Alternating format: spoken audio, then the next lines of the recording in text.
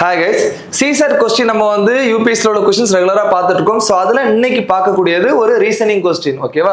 So என்ன அப்படின்னா, consider following sequence of the number. ஒரு சீக்வன்ஸ் கொடுத்துருக்காங்க. How many odd numbers are followed by the odd numbers in the above sequence.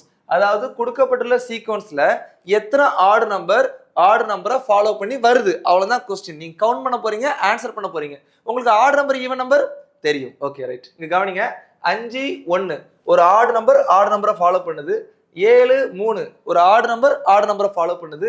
3 9 add நம்பரை follow பண்ணுது.